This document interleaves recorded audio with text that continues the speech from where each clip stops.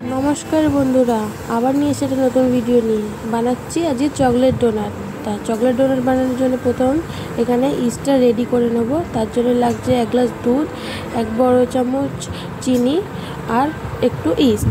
ভালো করে মিক্স করে নিতে হবে। তারপরে ওর মধ্যে দিচ্ছি একটা ডিম আর 2 বাটি ময়দা দিয়ে ভালো করে মেখে নিতে হবে।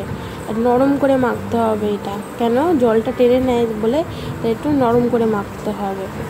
ভালো করে মেখে নেবার পর এটা এবার একটু আঠালো আঠালো হয়ে আছে ময়দাটা। তো এবার এটাকে প্লেন করার জন্য মানে বেশি হাতে লাগবে না, তার জন্য আমি এখানে একটু বাটার দিয়েছি।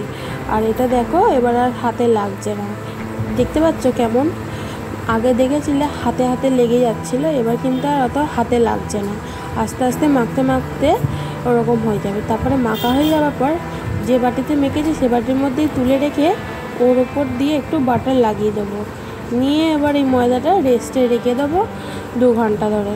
আমি 2 ঘন্টা পর এটা আবার নিয়ে এসেছি। এটা গরম জায়গায় রেখে দিয়েছিলাম। এটা দেখেছো কীরকম ফুলে গেছে, এটা খোলা হয়ে গেছে। এটা এবার এটা আরেকবার কিছুক্ষণ ধরে মেখে নিতে হবে একটুখানি। এটা লেগে যাচ্ছিলো মার্বেলের ওপর বলে একটুখানি হালকা করে ময়দা ছড়িয়ে দিয়েছি।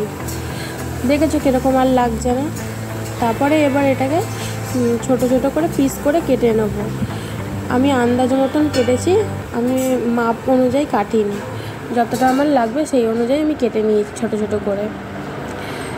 ভালো করে কাটা হয়ে গেলে তারপর আমি এটাকে একটা ছোট ছোট গোল গোল করে রেখে দেবো যেন ফাটা কোনো না দাগ থাকে। তারপরে এটা গোল গোল করে দেখেছো কীরকমভাবে রেখে দিচ্ছি, সেমভাবে ওরকমভাবেই রাখতে হবে। তারপরে এইটাও কিছুক্ষণ ধরে আমি আবার রেস্টে রেখে দিয়েছিলাম। রেস্টে রাখার পর এবার ডোনাটগুলো এক এক করে বানিয়ে নেব। আমি একটা বোতলের ছিপি নিয়েছি। তারপরে ময়দাটাকে হালকা হাত দিয়ে চেপে চেপে গোল গোল করে ওর উপরে কাট লাগিয়ে দেবো গোল।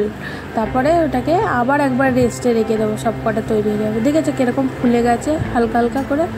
তারপর হালকা আঁচে তেলে এবার এইগুলো ভেজে নেব।